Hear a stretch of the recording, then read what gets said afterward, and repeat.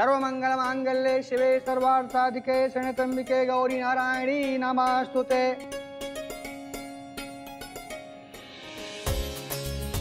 अब आप दोनों एक दूसरे को वरमाला पहनाइए।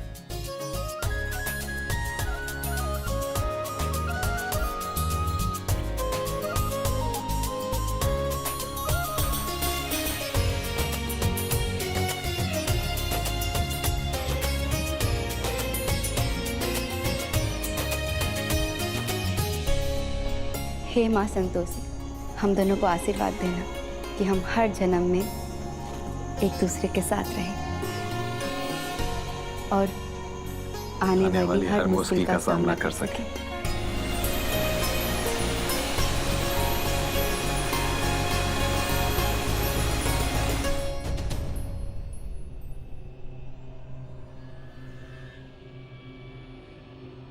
ये मैं क्या देख रही हूँ? देवी संतोषी की भक्त ने मनवांछित वर प्राप्त कर लिया, अर्थात आप पराजित हो गयी देवी पोलोमी।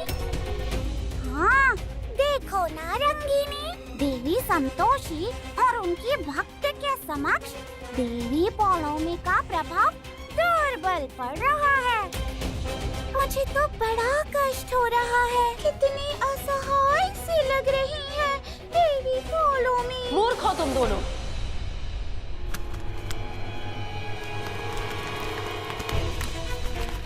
ना ही हम असफल हैं और ना ही हमारा प्रभाव कभी दुर्बल पड़ सकता है। विवाह अंतिम पड़ाव नहीं होता।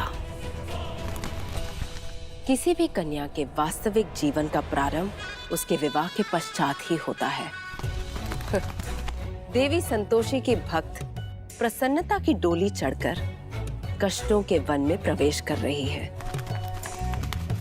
जिस कुटुंब में वो बहू बनी है, वहाँ हमारे ही उपासक हैं। किंतु देवी संतोषी ने यदि वहाँ भी सब सामान्य कर दिया तो?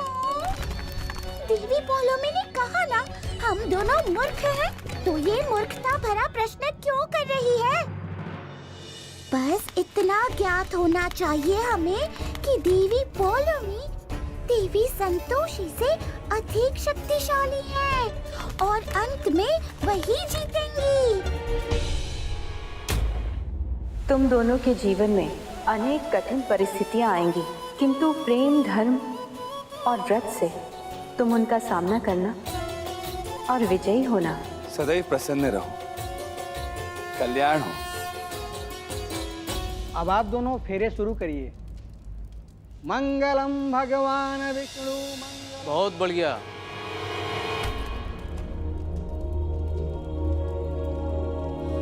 बिना माँ बाप के शादी कर रही हो?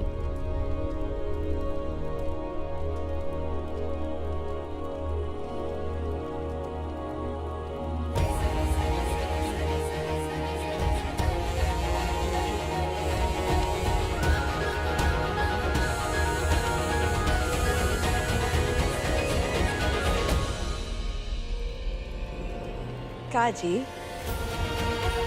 बहुत बड़ी हो गई बिटिया, जो शादी जैसा बड़ा फैसला खुद ही करनी। तू ये काहे भूल गई कि जिंदगी की नई शुरुआत के लिए माँ बाप के आशीर्वाद की भी जरूरत पड़ती है। वो तो भला हो इंद्रेश जी का, जो मैं फोन कर दिया,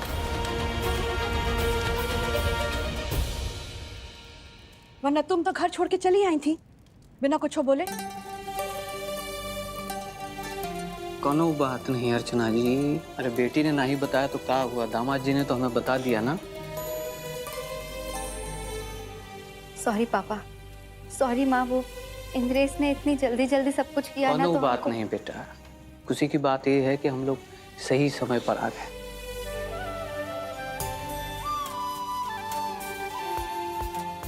साले साहब, अभी भी गुस्सा हो कि? हमरा गुस्सा के बारे में छोड़िए। हमरा दीदी को कोनो तकलीफ नहीं होना चाहिए और दीदी को दोबारा ढूंढने का जरूरत ना पड़े। और एक बात और, अपने बाबूजी के चक्कर में हमरा दीदी को मत छोड़ दीजिएगा। अरे साले साहब, आपकी सारी शर्तें सर आंखों पर। वादा करते हैं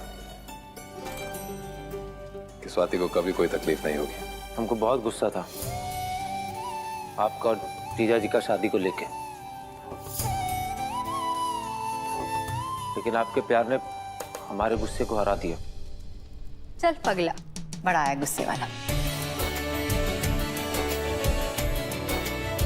पंडित जी फेरा शुरू करिए। फेरे शुरू करिए। तुम पागल हो गए हो का? अरे सिंहासन हमारा बचपन का दोस्त है और तुम शादी तोड़ाई। पापा सिर्फ शादी तोड़ी है मैंने, आपकी दोस्ती नहीं तोड़ी उनसे। और आप ही सोचिए ना, उस घर में मैं कैसे एडजस्ट कर सकती हूँ? कैसे भी करो, उस घर में तुम्हें एडजस्ट भी करना है और उसी ही घर में तुम्हें रिश्ता भी निभाना है। एक बात कान खोल के सुन लो, उसी घर में तुम्हारी शादी होगी, आज ही होगी और इंद्रेश के साथ ही होगी। चलो हमारे साथ। पापा चलो। पापा छोड़िए।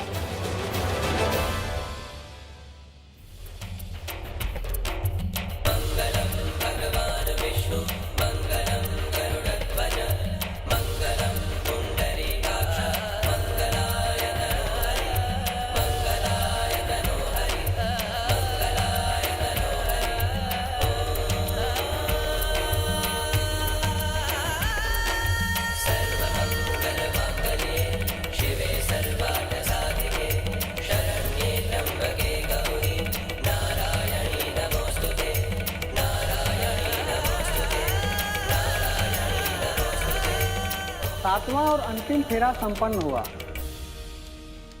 पापा छोड़िए हमें। नहीं छोड़ेंगे, तुम्हारी शादी होगी तो इंद्रेश के साथ ही होगी। नहीं पापा, ऐसा मत कीजिए। चलो हमारे साथ। वधू के गले में मंगलसूत्र पहनाइए।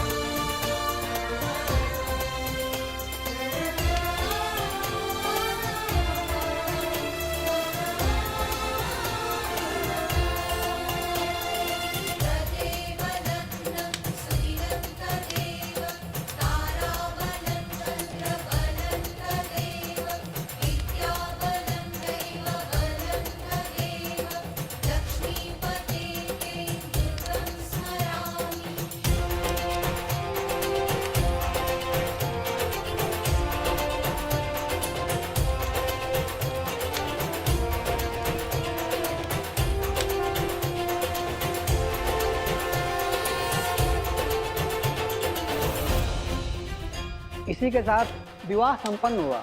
आज से आप दोनों पति और पत्नी हो।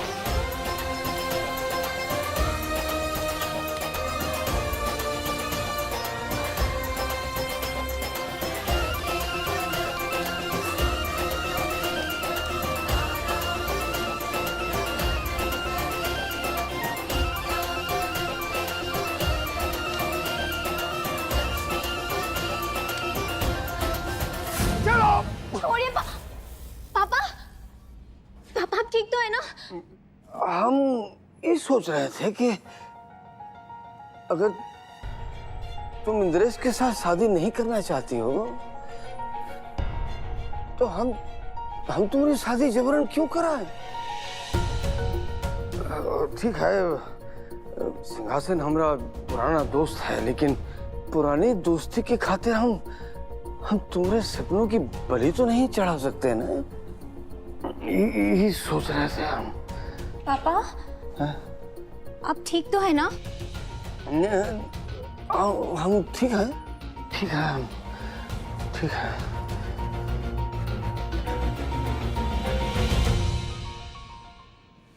नारायण नारायण।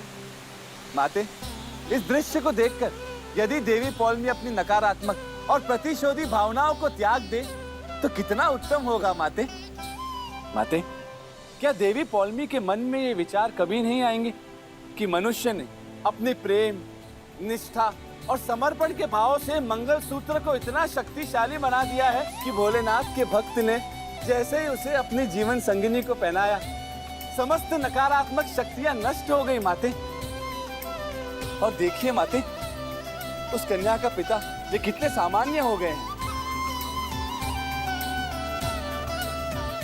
देवऋषि, माते, देवी पौलमी सामान्य नहीं होंगी, क्योंकि द्वेष, ईर्ष्या, कटुता और छल उनका स्वभाव है।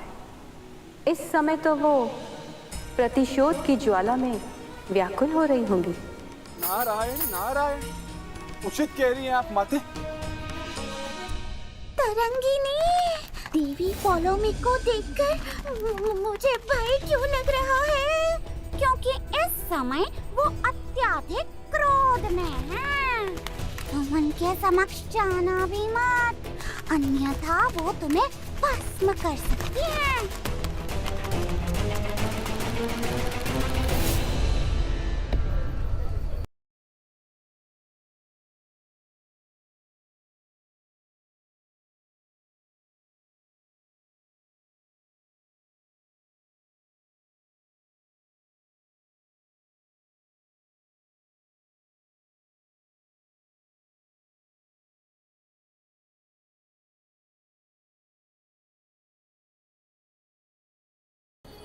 ये सब सामान तुम्हारे लिए है, जो हमने तेरे लिए बरसों से इकट्ठा किया है। हमें क्या, हर माँ अपने बिटिया के लिए इकट्ठा करती है।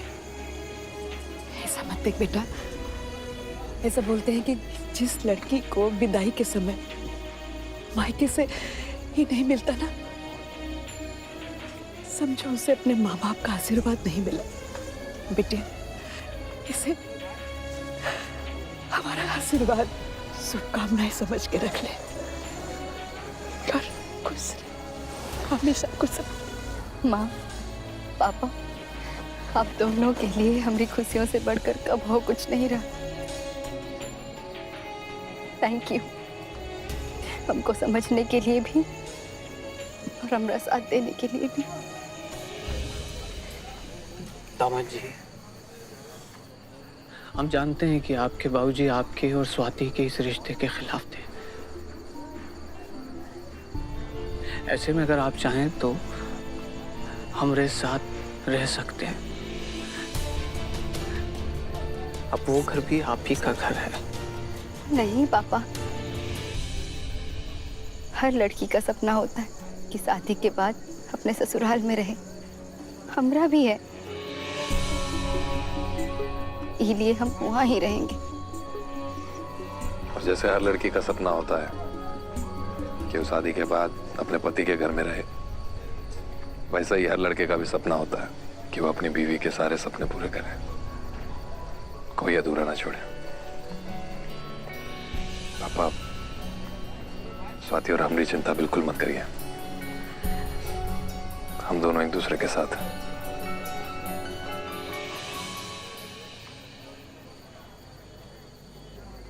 अभी इजाजत है।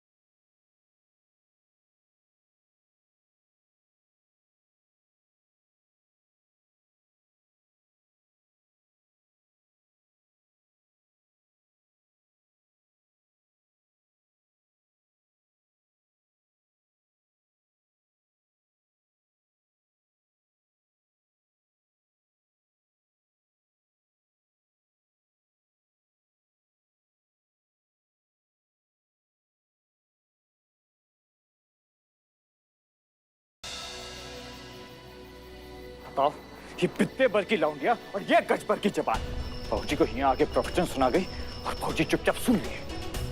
अरे हमको तो ये भी समझ नहीं आ रहा, आखिर वो खाकी वर्दी वाले उखाड़ का लेते कहाँ से? कोर्ट कचहरी तो बाबूजी हाथ में लेके घूमते हैं, तो वही का वही जवाब कहे नहीं दिए। अरे डर कहे गए? डरते तो हम यमराज से भी नहीं हैं।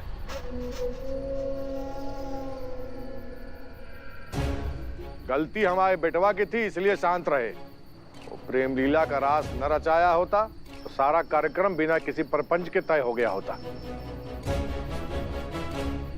इसीलिए तुरंत में तुम्हारे भाई को लेके गए थे शगुन लेके, लेकिन उस लड़की को समझ में नहीं आया, बस आके शंख बजा दी।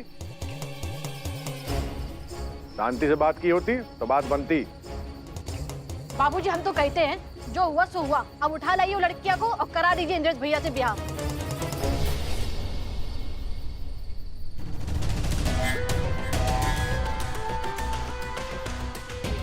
ले करा लो अब इंद्रेश भैया का बियाह। देखो माला वाला पहिने बियाह करे चले आ रहे हैं।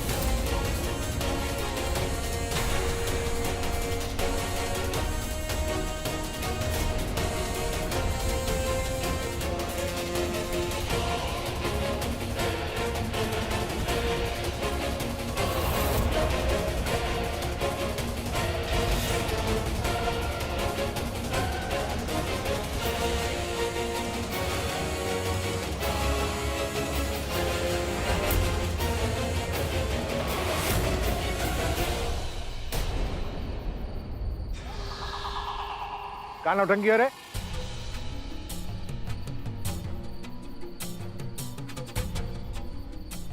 नौटंकी ना बाबूजी, असलियत है।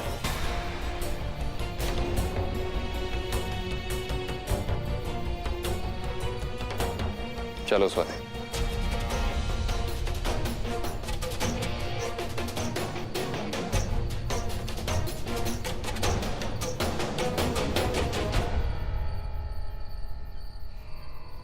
स्वाति और हम शादी कर लिए,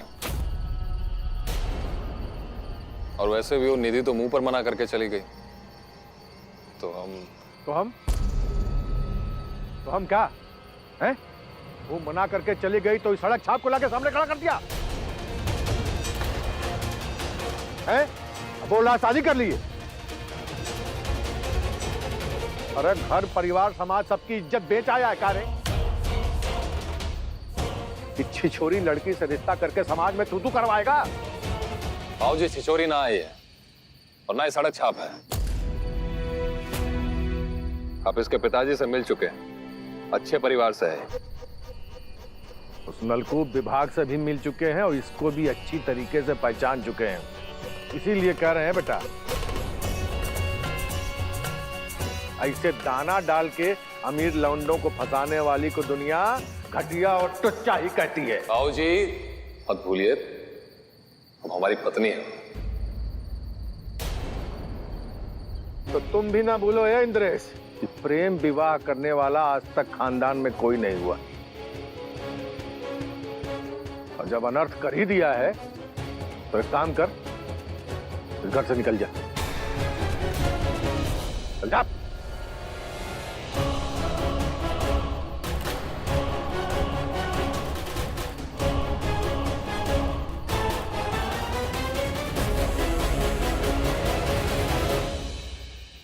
बाबूजी हम जानते हैं आपको बुरा लग रहा है, हम आपका दिल नहीं दुखाना चाहते थे।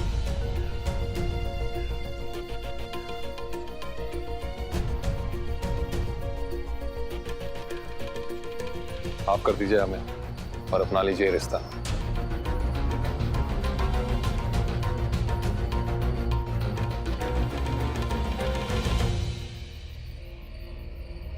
क्या बोला? अपना लीजिए रिश्ता। तुम कोई बुढ़ापा हो जो मन मार के अपना ले? हमसे माफी तो अब देवता भी नहीं दिलवा सकते तुमको। भैया निकाल बाहर करी आची का आवारा घर से।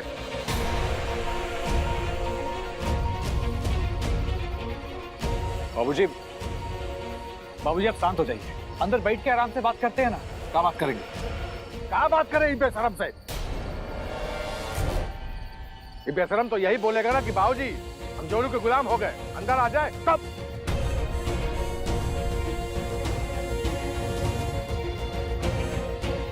औरत का पल्लू पकड़ के चलने वाला कोई मर्द होता है?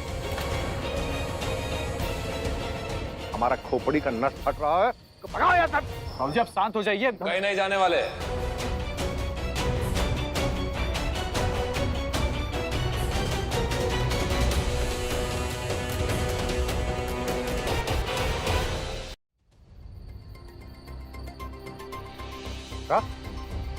क्या बोला? फिर से बोल। हमने कहा हम कहीं नहीं जाने वाले, क्योंकि यही हमारा घर है और अब से स्वाति का भी। और आप भी जानते हैं कि हर लड़की का सपना होता है कि शादी के बाद वो अपने ससुराल में रहे। स्वाति का भी यही सपना है, जिसे हम अधूरा नहीं रहने देंगे। इसका गृह प्रवेश इसी घर में होगा।